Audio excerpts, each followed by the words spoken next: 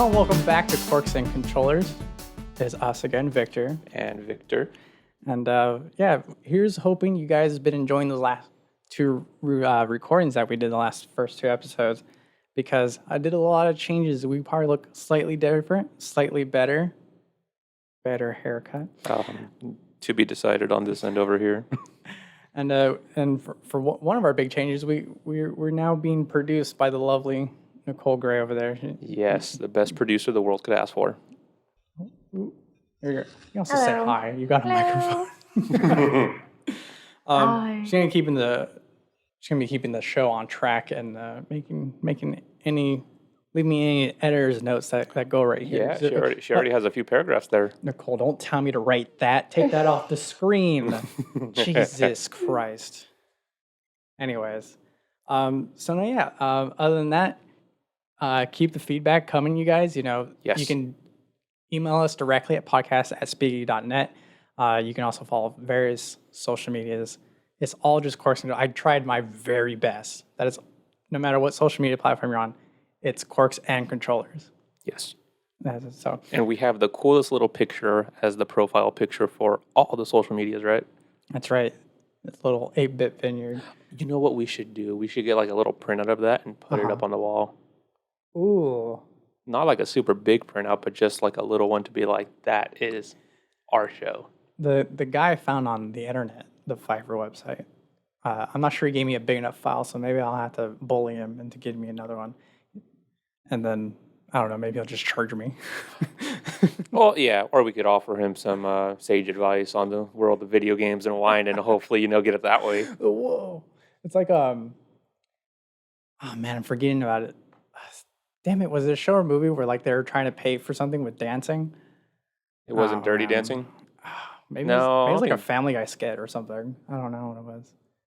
Anyways. Yeah, I can't dance my way away, but I can definitely wine my way away. Whoa, speaking of wine, this time we're going to open one on camera because we're celebrating our brand new show. Our show officially launched.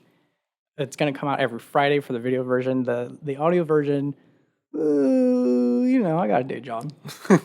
Sometimes it's on Fridays. Sometimes it might be a little bit late because it's additional editing, baby boy. But no matter what, we're celebrating today. Victor, tell us what we're celebrating with. Yes, so this is out of my personal little collection. So this is from a winery named Kohler down in Santa Barbara County, specifically out of, I feel like I'm cheating, Los Olivos. So this little wine is a Riesling. So Riesling is like, okay, I'm biased. I fucking love Riesling. Riesling and hot Cheetos, Riesling and tacos, Riesling and ramen, Riesling and meatloaf. I mean, within our first 100 episodes, it's going to be well established. Yes, if it wasn't already established when I told you guys to buy a case of Riesling and age it, this will be the solidifying one. So I bought this wine, maybe a couple years ago now, I think. Mm-hmm. So first thing about this wine, it's a screw cap. Yes, you can age screw cap wines, and they age gloriously well. Get off the internet, Victor. Screw caps. I know. It's like the first time I took one of these to a fancy dinner party, they're like, what are you doing with the screw cap? And I'm like, what do you know about screw caps? And they're like, well, they're cheap. And I'm like, no, they're not. They are not. So little geekery on this. Screw caps actually are nice because they control better the rate that oxygen goes into the bottle, but also you don't have to deal with this nasty little thing called TCA that only happens on corks. That's what makes a wine smell like wet dog, cardboard. But anywho, enough of the technical stuff. So this wine is phenomenal. And my favorite part is if you go visit the winery and you catch them on a good day, you can get this at a pretty good discount. I think retail price is $35, but I was able to pick up a case at like $10 a bottle. Oh my God. So if you're there on a good day, you just buy the entire case. So if you wanted to invest about $130 on a case so you can, what was that video game you were telling us about last week? Rogue Legacy? Was it that one? That I was like, buy a case of Riesling and age it for it. Oh, that was Legend of Zelda. Oh, yeah, so there you go. So when you want to drink something with Legend of Zelda, do this. So this is a 2017, so it has a little bit of bottle age, not nowhere near as old as it could be. Can I open it now? Oh, yeah, of course. Okay, listen to this satisfying crack. Oh, here we go. Ooh. Good one. It's not as romantic as ooh, my God, smell that. Ooh. It's not as romantic as a cork, but it definitely gives that little pizzazzy kind of thing going on. So what I will also say is I absolutely adore these Harry Potter glasses. Yeah, I brought them out for the show. We got Harry, with his little scar and his glasses. I see Oh, Deathly hold on. Hallows right here. Don't endorse Harry Potter. Not unless you want to get canceled on your 3rd episode. Oh, I mean, what? Whoa, an empty side. Check that out. Yes, like magic, it has Unlicensed just disappeared. material. There we go. Alright, so there's for you, my good sir. Oh, wow. And then You're for following the Japanese rule. Never pour for yourself. no, Miss Nicole. Oh, sorry, I have to make you stand up. Sorry, producer. Alrighty, and then No, don't pour for yourself. oh yes, Don't yes, pour yes. for- Thank you, Sensei. Here, enjoy your wine in your unlicensed glass. I know, right? Thank you, Sensei. You know, I always feel like I struggle with these Japanese terms because I can never like tell the difference between like, oh my god. So there is sensei, senpai, and hentai. I can never like figure out which one is the right one to use. So do you have any sage advice here? Wait, do you know what hentai means? No. Well, isn't one of them like teacher or master or something like that? No. Senpai. So then what's a sensei? Sensei is like, okay, senpai is like, I'm pretty sure, just someone who's older than you, like someone of respect, authority. Sensei is precious. teacher. Hentai is pervert. Oh What? my god. It's pervert. Pervert. Oh. So, pervert, Victor. Let's not use the H word then. You're so innocent. You're so precious. I will not be precious the longer the show goes This on. show's gonna corrupt you. Oh my god, this is a short for sure. Well, 2 senpais and senseis around the world that don't indulge in the. To all the hentais. So, what do you Ooh. think? And hit me a little bit with the slight acidity because like I was just being just like in my slight naivete I completely forgot not all reasons are like semi-sweet or completely sweet. So I was just like, this is gonna be so yummy. I was like, ooh, actually. Yes, it's like nice and zesty and juicy. Exactly. So, what I like about this Riesling, and the reason why I was parading about this last episode or the episode before that, is that these wines are just so eminently refreshing. And my favorite part is they're not expensive. So, like, I mean, if you got like, let's say you're going to dedicate a Saturday to just gaming, right? You want to wake up at 10 a.m., you want to, order some takeout, and you just want to be in front of that screen the whole day. I can assure you, after you've had like your, I don't know, 4th glass of very oaky, buttery Chardonnay, you're going to vomit in the bathroom. Because your tongue can only take so much of that oily, buttery, like melted ice cream texture before it's like, give me some acid kind of Right. thing, Now, if you do a Riesling, what's nice about it is it's never palate fatiguing. So it's this like just lovely, juicy, refreshing, blah, blah, blah, blah, blah.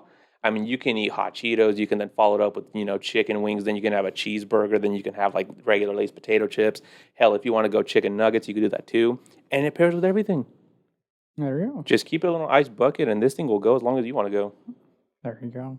Now, I always want to ask this because I know it's a silly question, and I feel like the answer goes either way depending on who you're talking to. But I'm talking to the Lord Master Senpai, Victor. over here. I just think of hentai now. I'm like, he said senpai, not hentai. That means that's the right one to use. Now I might be thinking of spirits actually, but like those somewhat phony like tasting techniques where people are just like, when as you're sipping, like take a whole bunch of oxygen, and you're like, Oh my God, yes. stuff like is that stuff real? I'm sure it does something, It but if depends. it adds, that's a whole other question. I would say it takes away more than it adds. Really? Because especially with people that don't know a lot about wine, if you're focusing too much on inhaling oxygen, chances are you're going to choke on it. It's going to taste harsh. The alcohol is going to evaporate in your mouth. You're not going to want to do that ever again. Honestly, I think the best thing to do, and this is what I do at home, all I just do is take a quick sniff and then take a little sip, and that's it. There's no bubbling, no, gargling. Do you do the tongue swirly gargling? No. So if I was in a professional setting, I still wouldn't do that. Oh, really? Just because I loathe the sound that it makes. It is so uncomfortable to It listen sounds to. very hentai. Oh, is there a worse word for that in Japanese? Because I mean, it like makes the hair on the back of my neck just stand up. Because in between, if you ever go to a professional tasting, these things are wild. Uh-huh. So you have all that gargling, you have all that, like inhaling the air, and then you have the just vile, repulsive sound of spit hitting buckets. Because professional tastings, they don't drink all the wine. Obviously, you have 4 glasses of wine, you're sloshed at the tasting, you can't tasting anything anymore. Yeah. So you have to spit out the wine. Now, at restaurants or, tasting rooms, they usually give you like a little bucket and you can just, like discreetly, just spit it out. Right. At these professional walk-around tastings, there's communal buckets. Mm-hmm. And it's almost like an art to see how far can you stand and make all that wine in your mouth leave your mouth at the same time and land in there.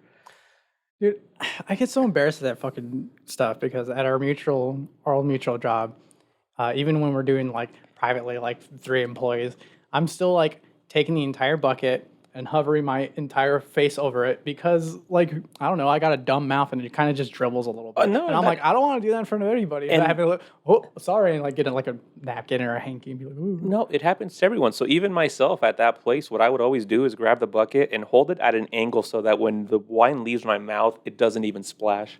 I hate that sound so much. So much. Oh my God.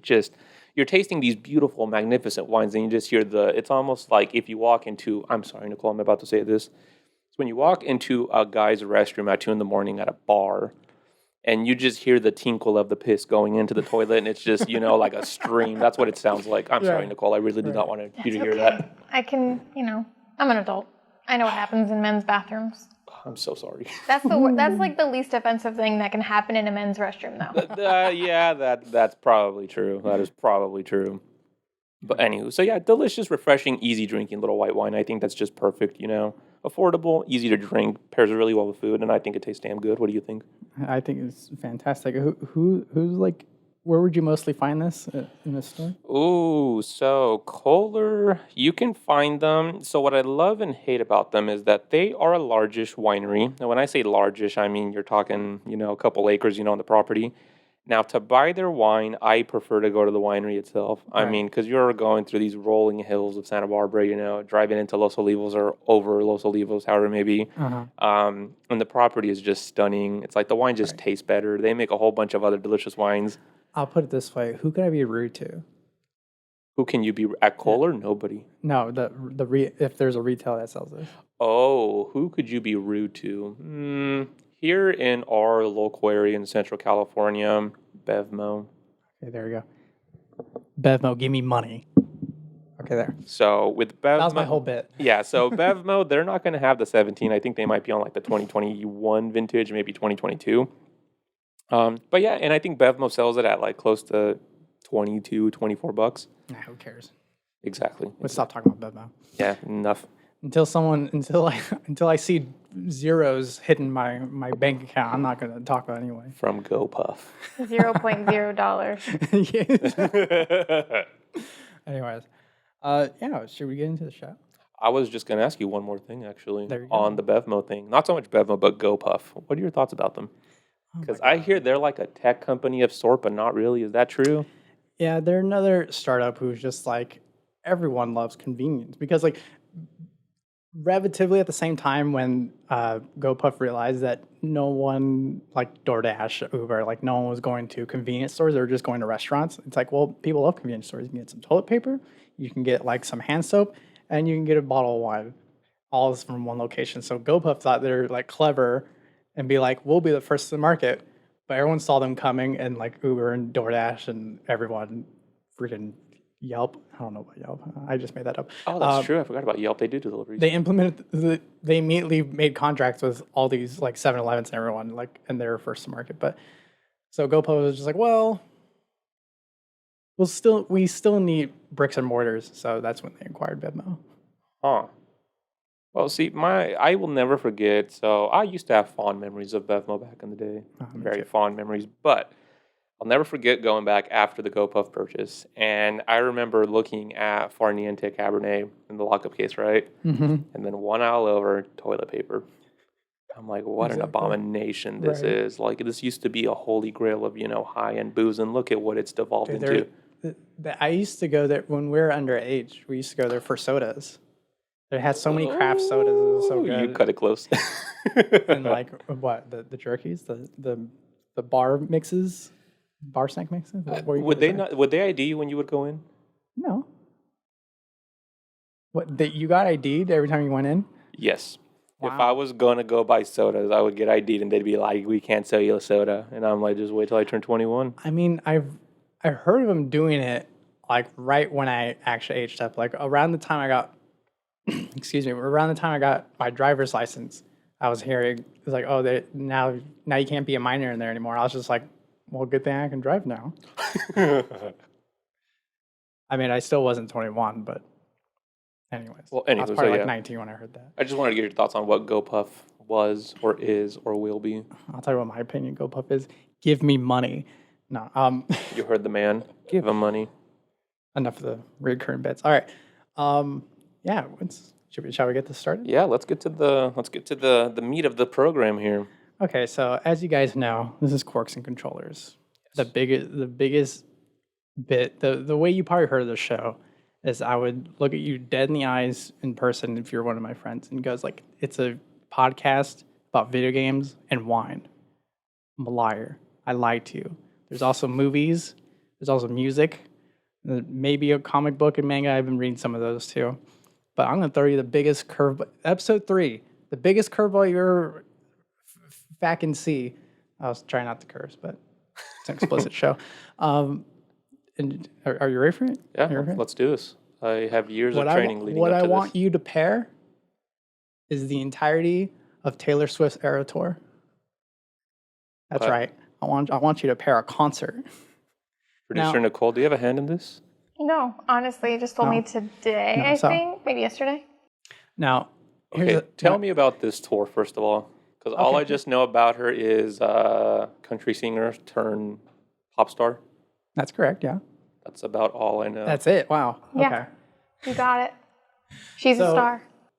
She's a star. She's a star. When Nicole and I went to go see the Barbie movie, I made a little joke being like, I'm surprised Taylor Swift doesn't have a cameo in it because she's the closest thing to a real life Barbie that we're ever going to get to. She is beautiful. Because, well, there's that, but like, she sort of, no, obviously not literally, but she sort of has this persona that like she can just do anything. That she's a big boss ass bitch, and she can just roll in, demand Apple and Spotify give her a bigger cut, and like just do all this stuff.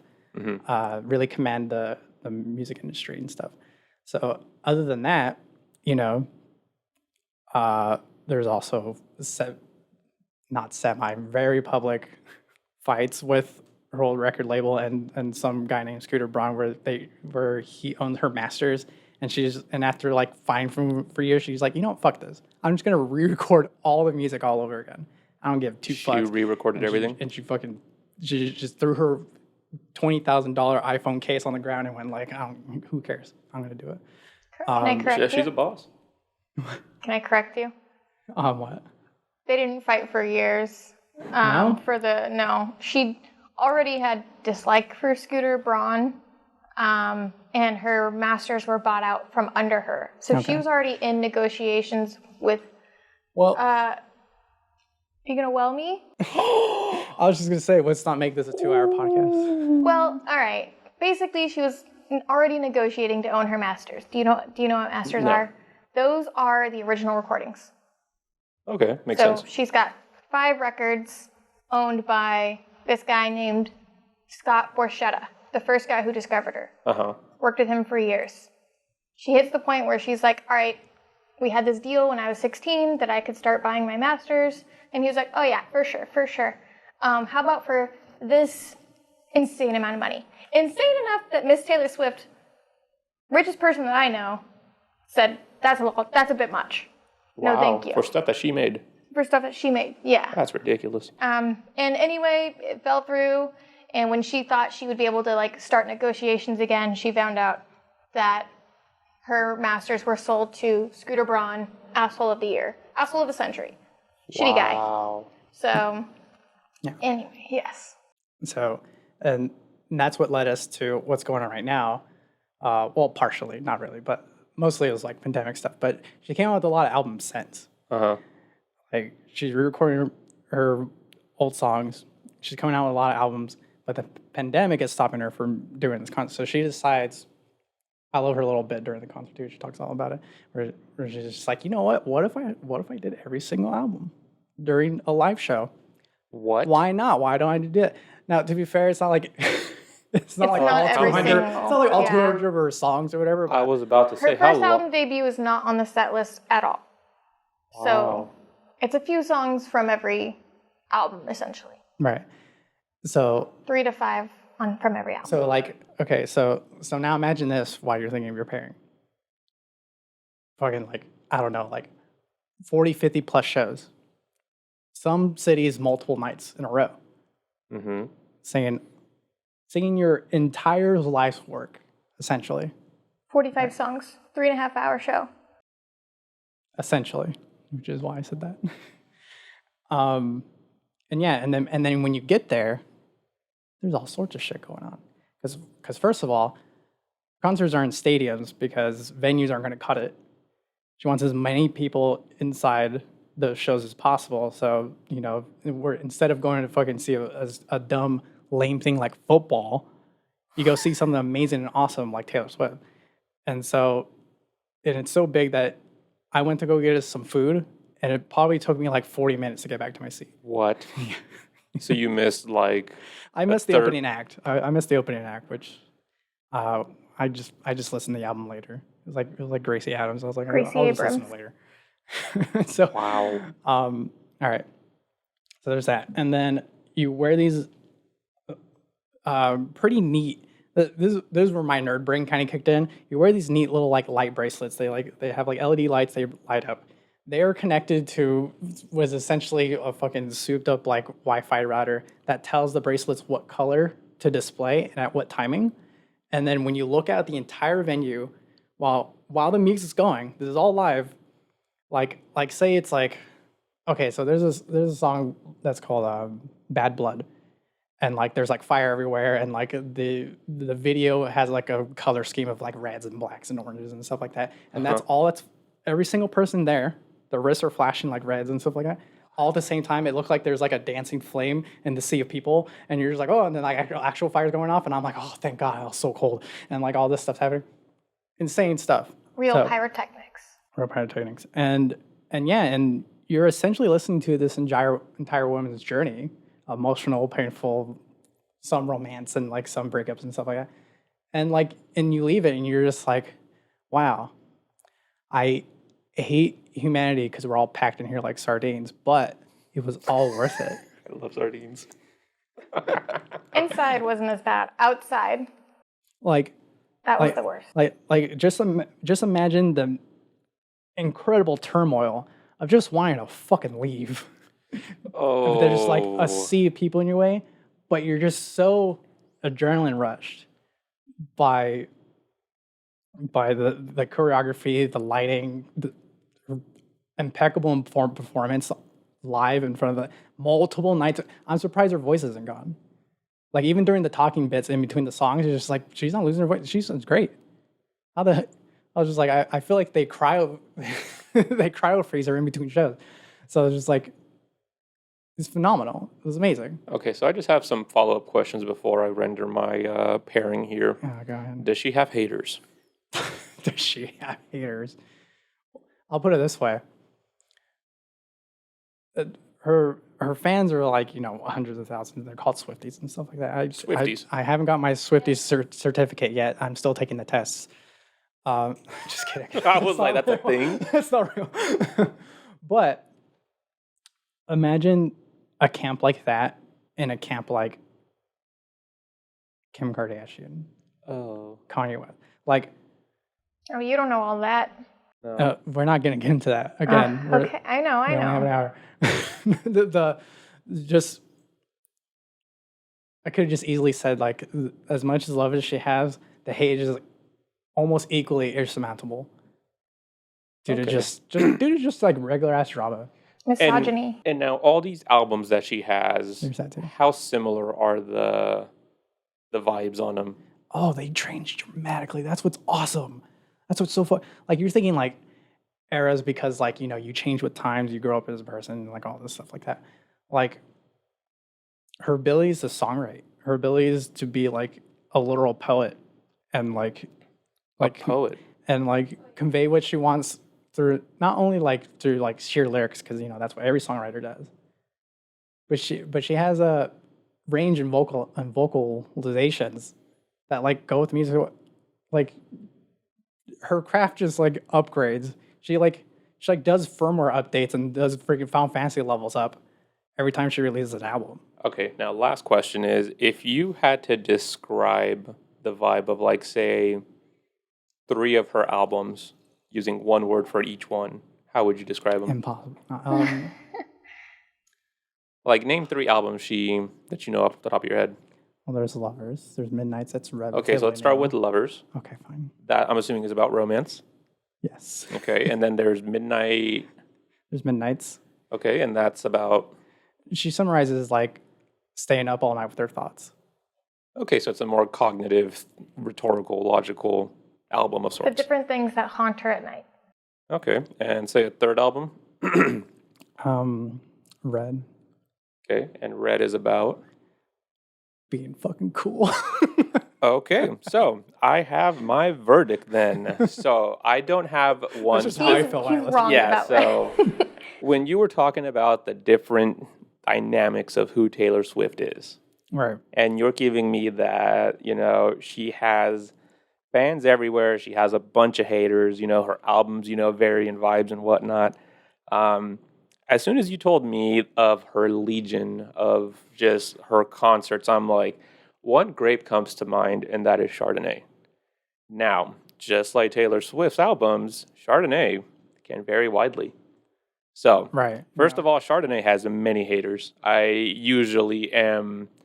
Okay, I'm not going to ask you if there's any particular song of Taylor Swift's you despise, but I'm sure there's one in there that you might be like, not my favorite. That's how I feel about Chardonnay. There are some Chardonnays I'm just like, not my cup of tea. Mm-hmm. Now, alternatively, with Chardonnay, though, there are a few different renditions of Chardonnay that just blow my mind. Now, like Taylor Swift, you can't summarize Chardonnay into one thing. You can't describe her albums all as being, well, they're all yada, yada, yada. You know, it's like, no, they all have different, for lack of a better term, and I hate using this term, is vibes. So let's start with the first one you talked about. So the first one you mentioned was Lovers. Mm-hmm. So you're saying it's all about romance, and I'm assuming you know her lovers of some sort? Oh, her lover. So when I think about Chardonnay and I think about romance, one wine comes to mind specifically. Mm-hmm. Now, I'm not going to give you the name of the producer because this is not an attainable wine by any means. But when you drink this Chardonnay... Neither are her tickets. Oh! Okay, so Chardonnay and Taylor Swift have a lot more in common than I thought, you know? She's also a white wine girly anyway, so this is very appropriate. Oh, wow. I really nailed the dot on this one then. But anywho, so this specific wine that I think I would pair with the Lovers album would be a fancy French name called Corton Charlemagne, spelled CORTON-CHARLEMAGNE, Corton Charlemagne. Post Victor thanks you. So Corton Charlemagne is just this... Again, it doesn't matter what producer you get. I mean, you can spend thousands of dollars on the best renditions of Corton Charlemagne if you want, you know, but I have to settle for the cheaper stuff that I usually have to pawn off people, you know. But Corton Charlemagne is just this ridiculous elixir of just like, it's velvet, it's caressing, it's like, it gives you these feelings that you just can't really describe. It's like Corton Charlemagne, when you drink one, you feel bougie, but you feel cared about. It's like this wine is enveloping you in a hug and saying, come here. I gotcha. You got nothing else to worry about. That's Corton Charlemagne. Is that how the Lovers album or Lover album makes you feel? Yeah, I mean, it's a little deceiving of a title. Uh-oh, that might change dynamics. Not a lot. It's just there's points that are about like the weaknesses of a person that can affect a romance or a relationship as well. There are lots of like good love songs, like the title track Lover. Cornelia Street is one that's really good, but it's kind of also about that era of your life that's dominated by someone and how it would feel to have that person gone and what it means to your view of that place now.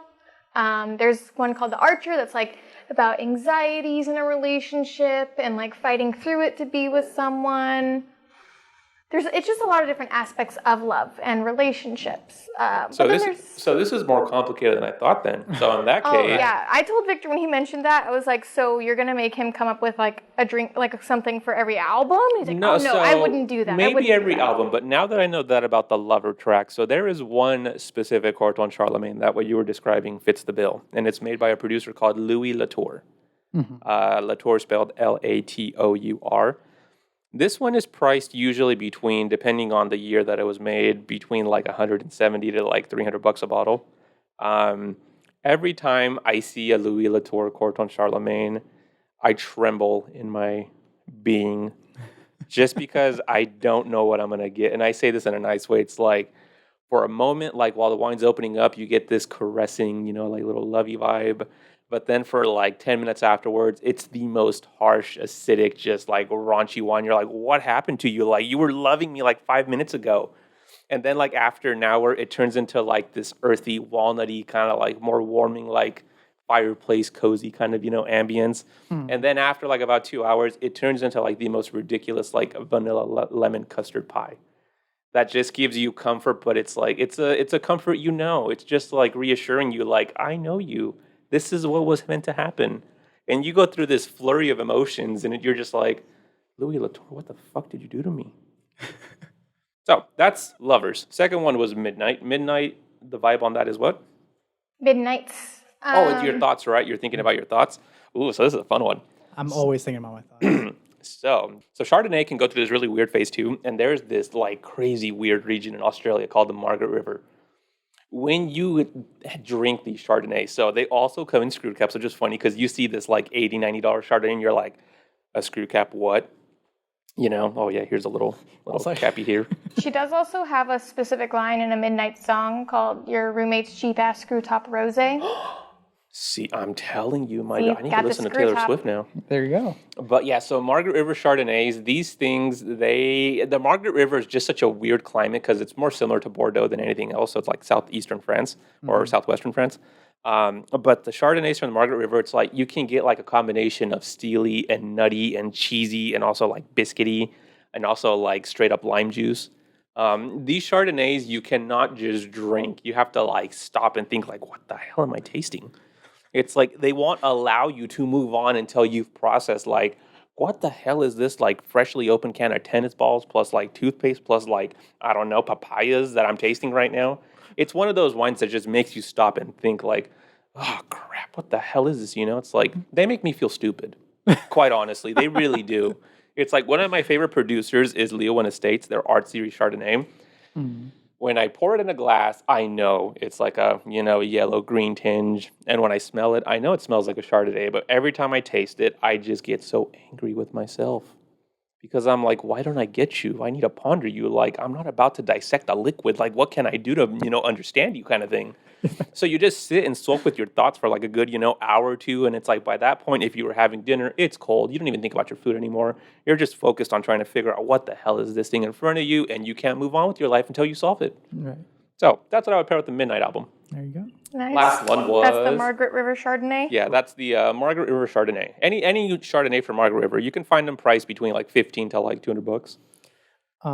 The third one. The Red album. Oh, yes, Red. So what was that one about again? I don't know what it's about. It just makes me feel cool. What was it about? That one's also about... That one's like new beginnings and new beginnings in a relationship. It's her first foray into adding a pop sound.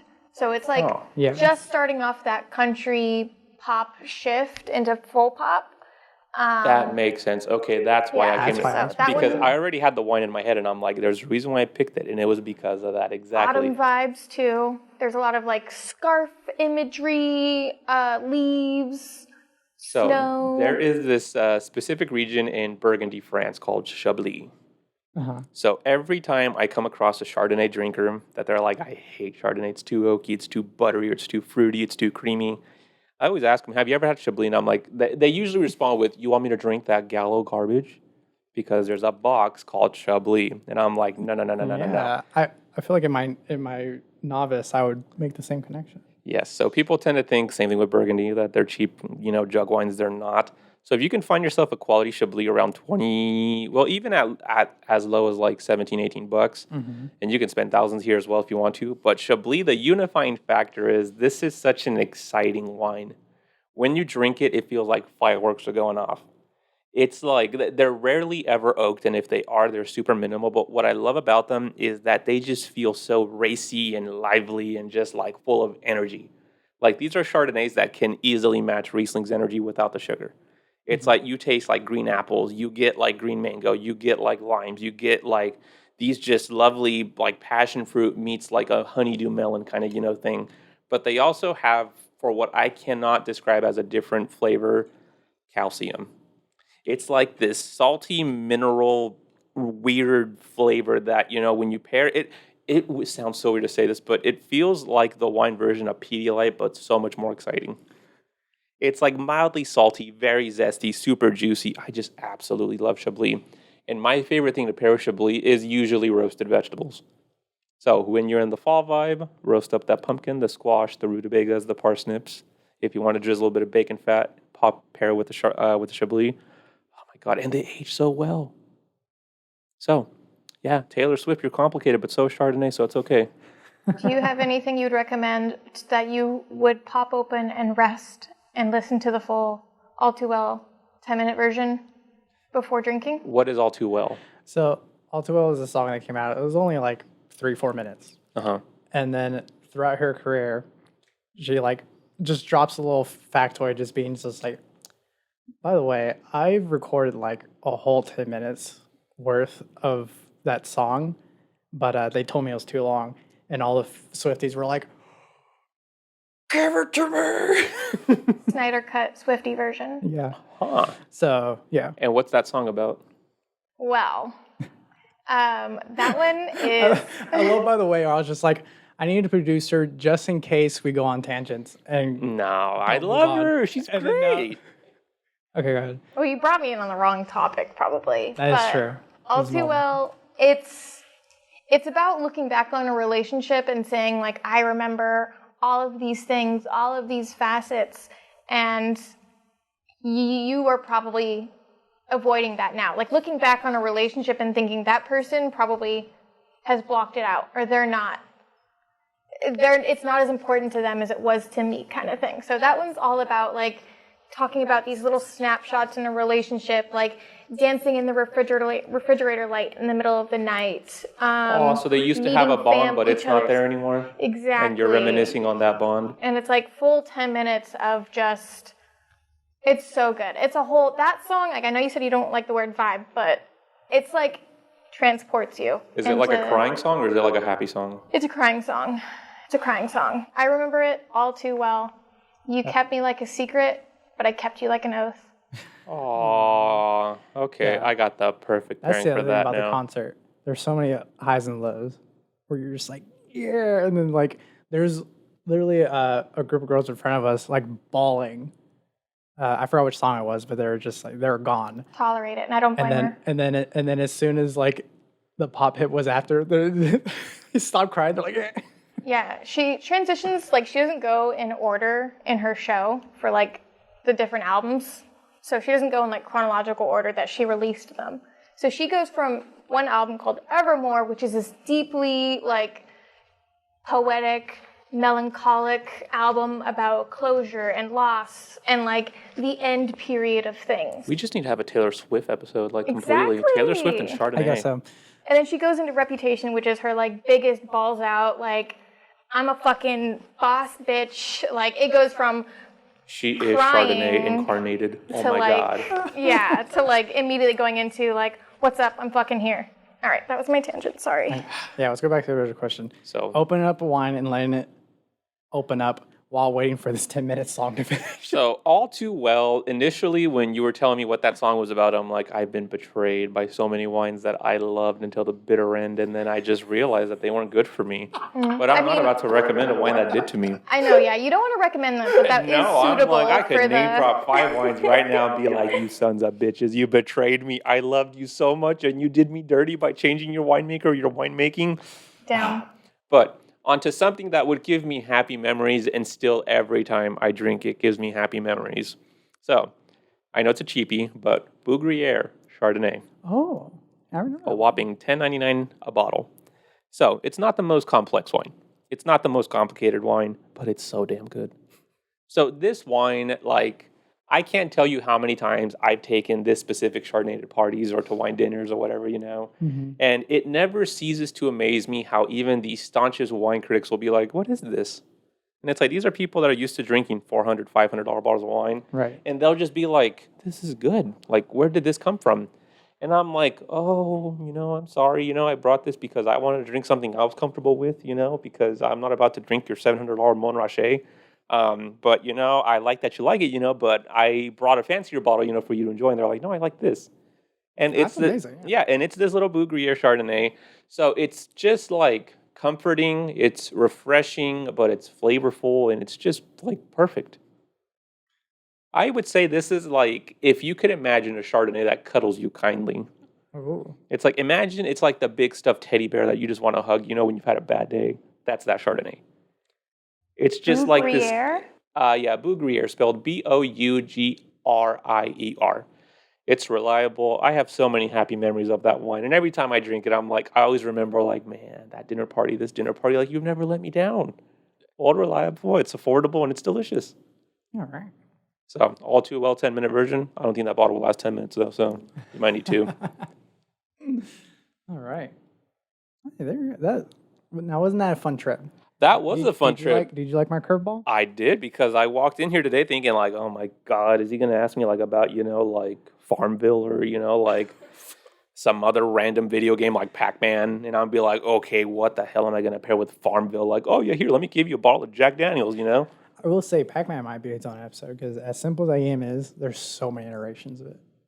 It's like Tetris. They make a new version of it like every 4 years, 5, So 6 true years. story, I for the longest time thought that the Rubik's Cube was the tangible version of Tetris. I know it's stupid, but every time I would hear somebody say Tetris, I'm like, the Rubik's Cube. I don't think it's that dumb. No, I think it's pretty I'm stupid. feeling it. All right.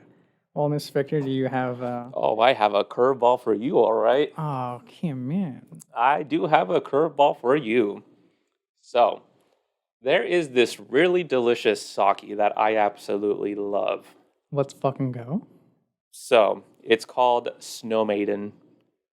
It comes in a pink bottle, has beautiful little, not painted, but it looks like watercolor, koi fish on there. Right. It is the Nigori sake. So for the life of me, I have already forgotten my sake training. Like at one point I could tell I already forgot the hierarchy. Please put a picture of like the sake hierarchy on this video, please. Yeah, there you go. Just because I can't remember it, but I know very well. So at the very bottom you have just regular sake. Then there is, I can't remember it, but there's Junmai Ginjo, then there's Daiginjo, and then there's something else. But anywho, I remember when I was learning about it, I was looking for a higher quality. I think this one is a Daiginjo or a Junmai Daiginjo sake. But I was looking for nicer quality sake because up until this point, I have never had one I liked. I'm like, this thing tastes like nasty water. Like it tastes like yeast. It burns. Am I supposed to drink it hot? Am I supposed to drink it cold? Only after learning about sake, I'm like, oh, you never heat them up. You're never supposed to. You only heat up the shitty ones so you don't taste the badness. So sake bombs at restaurants, they're not giving you good stuff. Gotcha. So if you ever want to, you're never supposed to drink it hot. Only crappy ones are served hot so they can cover up the flavors. Side note, there's a really nice restaurant in Napa Valley called Morimoto's. Sake that as far as your eyes can see. But anywho, so the Snow Maiden is just this wonderful, just luscious and just velvety. Like the rice in there is so finely ground, and it's like the best example I could give of like what it feels like in your mouth is just straight glycerin. Right. Like it's just ridiculously, like luxurious. The flavor is just like rice. It's so sad for me to say it that or describe it that way, but it literally just tastes like the purest expression of rice. What I love about that sake is that people usually pair it with sushi, and I get it. I mean, I do that a lot too. But one of my favorite things to do that is honestly just put it in the fridge and read a book with it. I just love how contemplative and just simple but delicious it is. It's like I feel like I'm drinking something that has such an illustrious history in Japan. I mean, like the only equivalent I could think about might be like, I don't know, tequila in Mexico or bourbon in the southeastern United States. That is what it is to Japan. Yeah. So every time I get to drink it, I feel privileged. I'm like, oh my God, I'm drinking something that is like just so culturally unique, to Japan. So what would you pair with that? And to really throw you a curveball, y'all ready for this? I want an album. Oh, you what? Ooh, like a Taylor Swift album? That's not fair. I don't listen to that many albums. That goes with Snow Maiden? No. Yeah, with the Snow Maiden. I do want actually, here's an even better one for you. Anime. I don't know anything about anime. God. What anime would you recommend I watch with this? Anime that's so Japan. I'm going to take a little break for technical reasons. I'm hearing a clicking. Might be coming from the soundboard. I figured out what the clicking was. What was it? When the laptop was done charging, it was sending an electric current back into our audio signal. What the fuck? I know. We're about to be like killed. Technology is crazy. Right? Damn, all for Taylor Swift. All for Taylor Swift? Did we offend the Taylor Swift gods? It's funny how you can solve some technical issues by just unplugging things. Right? It's like things that you think are helping are actually signifying there's a problem. I guess we're done charging. All right. You're such an asshole. So, Tozai, Snow Maiden, Daiginjo, Nagori, Saki. You want an album or... Anime. An anime with it? An anime that's so Japan. So Japan, so clean, so precise, and just something that, I don't know, when you see it, you're just like, this is just so damn good. Are you mouthing for help? No. Okay, next episode, Kaylin, come help me, please. We gotta get Kaylin in here. When I need wine advice, I'll be like, Kaylin, I need my backup here. So what wise words were thrown your way? God, you're such... Hey, I wasn't ready for Taylor Swift. But I didn't tell you don't recommend a spirit instead. Oh. I had a video game ready to go. And I had a wine ready to go, but that didn't happen. What do you mean? Yeah, I was about to be like, okay, so full spoiler, I was about to tell Victor about this glorious wine that I had that is known as Rusan. So I recently had instead of the sake, but I'm like, I'm following. Okay, when Victor, I was expecting like, I don't know, like a Jurassic Park video game, like. There's not very many good ones of those. Well, I was like, fuck, like what am I going to pair with Jurassic Park? Or if he throws Pokemon at me, like, what the hell? Like I played Pokemon when I was little.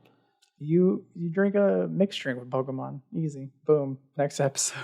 I think, what were those little soda drinks that had like a little ball in the middle? Oh, Ramune.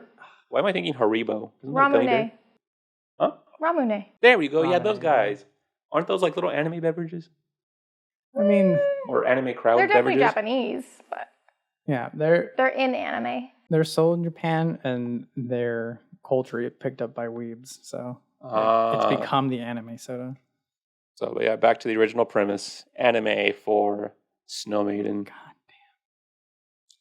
damn. Nicole and I have been watching a lot of anime for like the past few months, but gosh, I'm never gonna forget the one you guys showed me that I was just shown here one night, and it was like this nightclub scene. Then it's like it turns to rape, and then it's like just straight up murder. Like we never finished that one. Oh, you mean like Devilman, whatever? Yeah, something like that. Devilman Crybaby. Yeah, I was like this tall white angel-looking dude, and then this demon pops out. Man, the anime that come to my head are like ones I would save for a special occasion because they mean a lot to my heart. So does Snow Maiden. What? Maiden. I don't drink Snow Maiden like every other week. I always save it for some occasion that I'm like, I just want to feel pure, unadulterated joy. God, I feel like if we had we're stressing you out today. I just feel like if we had more fans of like, oh, Victor's stalling. I am stalling, okay? I don't know. I don't have any animes at the top of my head. Cool. Would you like to help him? Okay, so an anime that's full of joy. Just something that you could reliably watch and know it's going to be good. Like how I feel about Snow Maiden. Come on, that's more open than what you were suggesting before. I don't know. I have always loved like a Miyazaki film. Like I don't think you can go like paired with a sake like that. Something that brings me joy is Spirited Away. That's my all-time. Spirited Away. I feel like favorite. he's told me something about a character. Was it that guy that has like 2 slashes on his eyes? Like a white face with like 2 black marks. Yeah, and you're there's like a thinking hood. of No Face, yeah. No Face. There we go. Yeah, because you have like there's a character right there. Then he has that one over there. Then he had like another one in the There's some bathroom. up above you guys, too. I didn't notice about that one. No. That's Nicole joint. Mm-hmm. She loves those things. So that would be the verdict on that one. Yeah, I'm honestly surprised I'm not hearing like Dragon Ball Z or like Sailor Moon's a really great one, too. It's always a classic. No, but your thing was just like the fucking bourbon of like the of the Oh, United that is States, true. like I the- did of throw the you a Kentucky. curveball there. So I was just thinking, I was like, what's the anime that's synonymous with Japan? When literally all of them are. But what's like the one that's just like so culturally Japan? You know. You want to say Dragon Ball Z? No, I would Neon think, I would, Genesis Evangelion. no, because that's like a weird fucked up sci-fi Japan. Just like Jack Daniels. Sorry, Jack Daniels. I had to throw a little dig in there. Jack Daniels, I'm literally have like 20 of your boxes in my home, so Throw some cash his way. I mean they're empty because I used to work for you, but it's Oh, fine. there's some right there. But anyway, We're really stressing you out here. I mean, I just want a good answer. I'm a perfectionist. That's all it is. A classic anime. I'm just so goddamn professional, Yeah, you are. But I'm no music expert, so I was like, when I heard Taylor Swift, I'm like, you had to ask me he about. made it work. Oh. I didn't ask you to give me a music. I told the wine expert to give me a wine. True, and I'm giving the media anime guy that has like how many animes on his TV screen at any given point? No, don't flip it back on me. All right. God. You know what? I'm going to throw one out there. And Are you going to it might offend the be weebs? I might offend the weebs. But Will they come at you and say, this is not Japan? I mean, it's literally about Japan. Oh, okay. That's a start. Okay, so there's this anime called Code Geass. How do you spell it? I'm not going to spell it. Is it Japanese? It's not Japanese. That's the translation. Yeah, it's the translation. Do you want me to spell it Rebellion out? of Lelouch, Code Geass. It's an anime about the trials and tribulations of trying to. It's like trying to like branch off into like its own Japan, and there's a fake Western country called Britannia. It's like trying to take over Japan. Of course, it would be England. Yeah, right. Colonialism, here we go. Yeah, colonialism is the best. And so like it's just about the people of Japan like just trying to defend themselves through like mech fights and like whatever. But there's also anime space magic where like this guy gets a powerful eye that where if you look into his eyes as he's activating it, he can literally tell you whatever to do. If you catch him in his magic gaze, he can be like, "Oh, go kill yourself," or in 27 days, write a letter to the freaking chancellor of whatever that you declare war. Okay, so I don't mean to denigrate anything that you just said, but what you're describing to me reminds me when I was a little kid and I was watching Avatar: The Last Airbender. That's what I can only come up till I think about it. I'm like, okay, that just reminded me hella of Kyoshi Island. And when Kyoshi herself shows up, it's like when that woman shows up, you got nothing, man. It's like her little warrior's already badass, and it's like, what was that little short guy from the Fire Nation? It was Earth Nation, I think, that tried to like take over Kyoshi Island. Mm-hmm. Then she's like, "Sayonara, bitches! I'm just making my own island." And that was pretty much it. That's what that reminded me of. It's like Kyoshi Island tried to protect themselves from the entire world. Right. But yeah, anywho, so magical eye. He stares into it. He tells you, "Go see the Chancellor." Yeah, it's like a fight over the heart of Japan, basically, throughout the thing, and then it turns into a war drama where it's just like, now that we're playing with the throes of power and like who's in the chair and who's fucking in command of the war and stuff, who has like weapons of mass destruction, but not really, kind of like real life or whatever. But ooh, I have seen snippets of this is really dark, so you might want to cut this one out here if you think it's a little bit too dark. But on Twitter, I have seen little snippets of this anime that shows like right before the atomic bomb was dropped. Oh, I saw that one too. That's an actual anime? I saw that exact same clip. Yeah, it is. It's not an anime per se. It's just like kind of like a dramatic art piece that like depicts what the it hit fuck home. happened. I was like, oh my fucking god, we did that to the Japanese. Like, that's atrocious. Yeah, it's awful. I'm like, yeah, fighting for the heart of Japan. I'm like, yeah, no, we definitely fucked that up. Go see Oppenheimer, guys. I haven't seen it yet. Have you? I haven't. No, I was making a joke. But no, yeah. I just imagine that's just the sake that the actual foot soldiers would be drinking in between battles, where they're like, oh, fuck all this. I know, right? Drinking the national beverage, Japan. This is the only thing that's keeping me grounded, metaphorically and literally, because I'm just sloshed on the ground, and I'm just like, until someone kicks my boot and says, "Come on, get in this mech." This is what I'm gonna be doing. I'm gonna be throwing down that sake. How long is that anime? Is it like one of those that's like 1,000 episodes long? It's one of those animes where it has 2 seasons, and then the 3rd season is named something else, and so fans get confused of what they're supposed to watch first. Oh my god, it's like Yu-Gi-Oh! And then they're just like, oh my god, but it's only those 2. 3 technical seasons of like, I don't know, like 50 or so episodes. I think there's also a movie, but just watch the show. Don't watch the movie. Come on, don't be that much of a weeb. So when I want when I want to drink Snow Maiden, that's the anime I'm supposed to be watching? That's one of them, I suppose. I give up. That's what Victor would be watching if he was drinking it, probably. Now, if you're thinking like personally, Victor, you're drinking this wine, what would you watch? Ooh, baby. Ooh, baby girl, I'm watching some Fooly Cooly, but like I said... Fooly Cooly? What is that? But I don't want to get into it because Fooly Cooly is very close to my heart, and I'd rather pair that with something better. How dare you? You saying that Snow Maiden is not worthy Bring us some Snow Maiden, and maybe I'll change my opinion. Okay, that's doable. That's doable. I could totally do next week. I could totally do that next week. Be like, hey, here's a bottle of Snow Maiden. Now let's talk about that near and dear to your heart anime. Can I talk about my video game? I didn't even know you were going to talk about video games today. Okay. Well, what I was originally going to do is, if you want to talk about the face and heart of Japan, you want to play a game called Yakuza. Yakuza. Yeah. Not Yakuza. Yakuza. Yakuza. Yakuza. Yeah. Which, as everyone knows, is literally the Japanese mafia. What? Now, that's what that word means.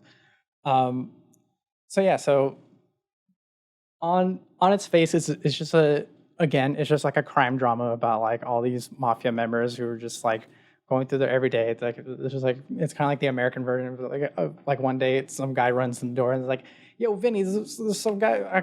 We got to dump his body." Except it's all Japan. So this guy would walk in and he'd be like, "Hey, fucking what's his name's not here," and you go investigate, and then there's this huge drama where like the crime boss is dead, and then you get framed for it, and it's just like, well, God.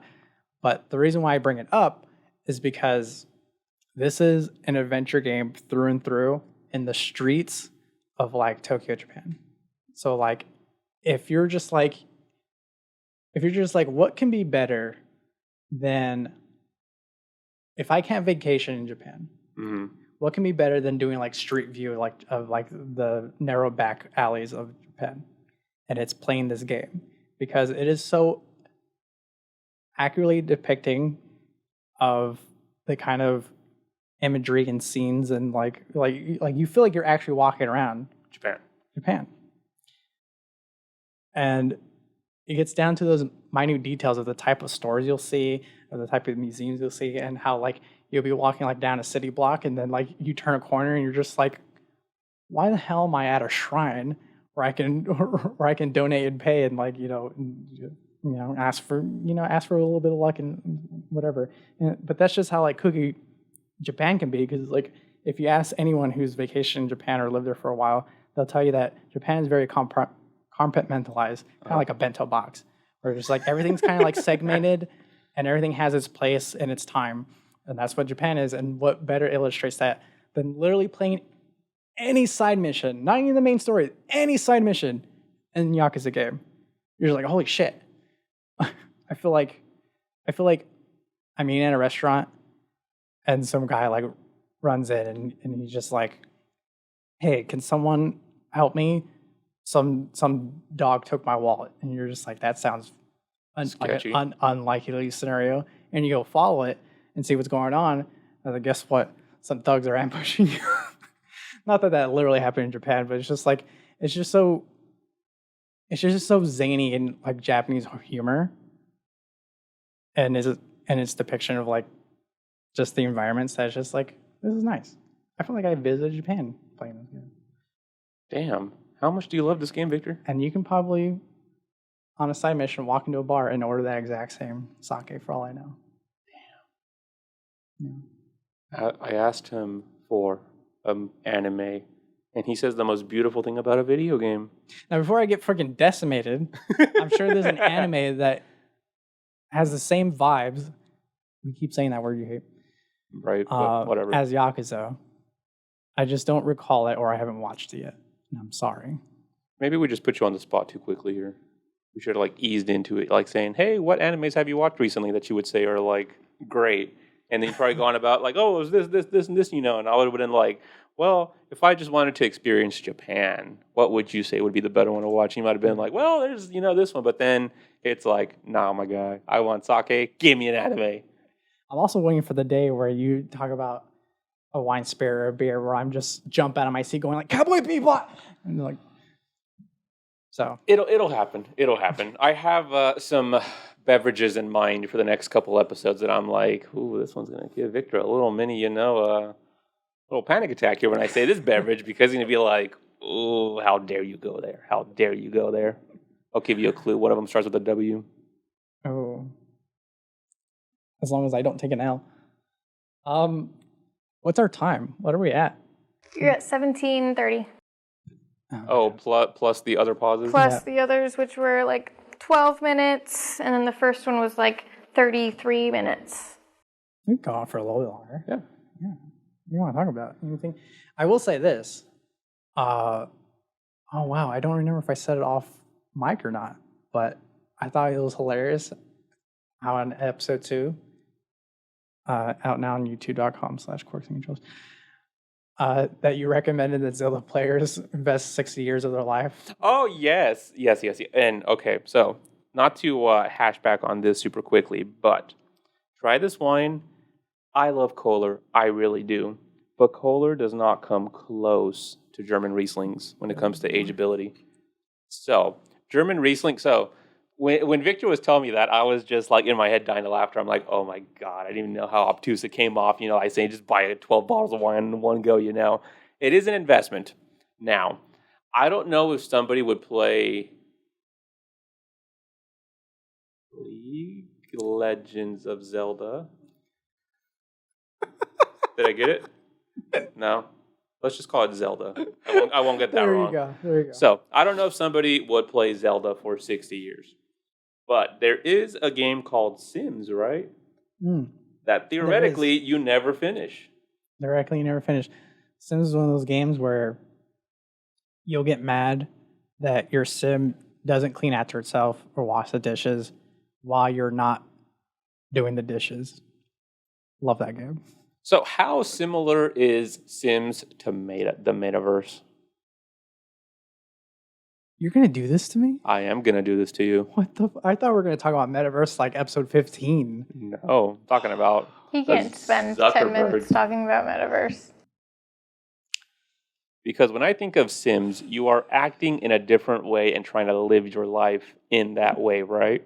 And in the metaverse, aren't you doing the same exact thing? Well, here's the thing. In the Sims, you're not necessarily an avatar. Sometimes people like to role play. Sometimes they just like yes, there are times where I'm just like, I'm going to make me and I'm going to play me and I'm going to literally make characters of my cat and Nicole. And I have made that save. And I love that save. I still have it. But there are just times where it's just like, I don't know, I'm going to pretend I'm Gerard Way of My Chemical Romance and I'm going to like live in the fucking the biggest, darkest mansion I can ever imagine. There's zero lights in it. And sure, metaverse, there are applications in metaverse type concepts where you don't want to be yourself, you want to be something else. But the point is, you're still you. Correct. You still have to eat. You're just kind of a masked you, where you're just like I'm me, but I behave very differently. in front of like my friends, say against my family. That's pretty much what the metaverse is trying to be. So now in Sims, let's say you could be cooking. So I've never played Sims. I've just seen memes and little short videos. Shit. I'm telling you, you need to teach me video games like that. But anywho, so I just remember watching this little clip. I think it was on Twitter of like this little Sims characters cooking dinner, on a stove. In the background, a baby's on the floor on fire. That got my attention. I'm like, what is this game? And I want to play that. I'm not for infanticide, first of all, and I'm also not a pyromaniac. But that got my attention. Could I do that in the metaverse? Could I light a baby on fire while I'm cooking dinner? Maybe. You know what? This is going to be a weird recommendation because I did not watch this yet. It is on my YouTube to watch list. But there is a guy who released a YouTube video. I forgot the creator's name, but he's just like, I spent a week in the metaverse. And his results were like, it was mid. It's not ready. And basically what he did is he got one of those typical like Facebook, like Oculus, like headsets that are currently available. For how much? Well, you can buy a simple one like the one I have for like $300, or you can get the enterprise version one that's used to be like $1,400, but since no one bought it, they were forced to slash the price down to like $800, I think. But other than that, kidding me? What the hell? Oh yeah. Oh, Apple's version, the reality or the Apple Vision Pro, that thing's even more. I think it starts like $2,100. I could buy a used car with that money. I know, right? I saw a used car on my way to fucking work the other day. That cost that much. So either go to work and make some more money, or just waste it on be in debt. But shit, what was my point? Oh, his point was no matter how much money you spend, how much different games you try, there's nothing quite like what Mark Zuckerberg and all the other people who envision the metaverse to be. But I will say, things could get better. There is a league. I called it a league. That's so funny. I'm going to call it a league. Legends. I'm going to call it a league anyways. They're a league of expert computer animation companies like Pixar. Mm-hmm. Like That's Disney. Toy Story, right? Yeah. Like Pixar, like Disney, like Epic Games, like all these guys whose sole job is to make graphics from computers. Make the computers do the hard work and stuff. Do all this stuff. They've all agreed as a league to make assets for the metaverse. So it's being worked on. Interesting. So will I be able to feel myself eat a sandwich in the metaverse even though I'm sitting on my couch? Can you imagine a thin layer of like haptic feedback things that you'd have to put like on the roof of your mouth in order to make that thing, in order to have anything like that? Like every time I chew, I could feel the vibrations of the bread getting chomped in half by my teeth. I haven't watched enough movies to come up with something that might be like that, but I feel there are movies out there that kind of harp on why we shouldn't do that. I like to think I invented these things in my head, but I'm sure, but there are people like H.R. Giger who I'm just like, who would have thought of that? This guy's insane in the goddamn membrane. So now, let me ask you about classic movies. How much of those do you watch? There's a poster in my room that's like movies that are must watch. I probably crossed off like 12 of the 50 that are on there. I've learned of like 12 that I've never heard of. The first one being Top Gun. Have you seen that? I have never seen it. Have you seen The Breakfast Club? Yes, I have. Okay, so I thought that was the same thing as Fight Club, which I learned was not the same thing. I love Fight Club too. I haven't seen any of the Terminators. I told Nicole that the other day. What the hell? Terminator? Isn't that the Arnold Schwarzenegger something? Yeah. Yeah, Arnold Schwarzenegger. Oh my God. Okay, yeah, so I haven't seen any of those. But then isn't there like a Predator movie too? Oh, I've seen Predator last year. Oh, that's not an old movie. Because they came out with a new one. What the hell am I thinking and so I was like, well, I can't watch the new one without the old one. So I did that too. Yeah, when did the first Predator come out? Sometime in the 80s. Okay, so it is one of the older ones then. Yeah, I have so much stuff I have to watch. And what movie is Ebenezer Scrooge from? Who? Ebenezer Scrooge? He's from, oh my God, it's from Christmas. Yeah, it's a Christmas movie, right? But I cannot think of the name of the movie. It's not a movie. It's a Charles Dickens story that's been adapted into like a billion movies. Yeah, because it's this grumpy the Ghost old... of Christmas. Oh, A Christmas Story? Isn't it? No. It's not a Nightmare Before Christmas, right? I know A Christmas Story because her family forces us to watch A Christmas Story every fucking year. No. Every Christmas? It's not A Christmas Story. I know, I'm just saying. Christmas Carol. Oh my God, Christmas how embarrassing. A Christmas Carol. So I have to watch that apparently. It's got a million movies. I also have to watch Legally Blonde. Oh my God. Is that one that bad? At least I saw that one. I'm the film bro. Yeah, but that's great. See, you can input, on this kind of stuff because I am. You know how many times I get shat on at work? Like they'll be like, "Oh, I just watched so and so movie," and I'm like, "What?" So like when they were, so I first learned about The Breakfast Club, right? Mm-hmm. And I'm like listening to talk about that movie about how great it was, blah blah blah blah blah, and I'm like, "Oh, I've like vaguely heard of The Fight Club," and they're like, "Yeah, it's a sequel," and I'm like, "Oh, it is." So I looked it up. No, it's not. They hella pranked you. It was a sequel. So. Oh my God, there we go. So yeah, there's that. How are we doing on time? Pretty good, or just about? You are at 27 minutes ish. Time to end it then. But why do we go on this tangent? Where did we come from? I don't know. Okay, well, thank you guys for watching episode 3, Corks and Controllers. You can follow us on social media. That's going to be Corks and Controllers on Threads, on TikTok, on YouTube, on, I don't even know anymore. Oh, Instagram. There's that. Twitter. I would say, no X. Twitter. No Twitter. X. Oh, we don't have a Twitter X? No, because Elon's weird. Oh, he is weird.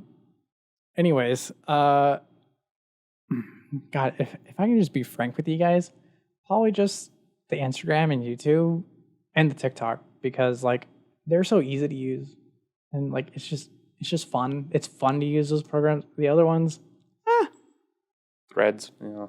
Anyways, we also have a coffee, KOFI.com. It's just an optional tip jar. Just think of it as a tip jar if you feel like it. It'd be heavily appreciated. It goes right back into the show so we can have some more fun things to do. Some more imbibements. And yeah, thank you so much for watching. Remember, you can do podcast at speedy.net. If you have any feedback, any of our winery video game friends, you can reach us there too. Can I say the line? Oh, the line? Please like, subscribe, and follow. Is that what it is? Or is like, comment, subscribe. There we go. Yeah, like, comment, and subscribe, please. I'm glad I'm not the only one to mess that up. Bye. Yeah, bye-bye. Bye. Ow. Kind of. Comment if you want more Nicole content. Taylor Swift, Animal Crossing, The Sims.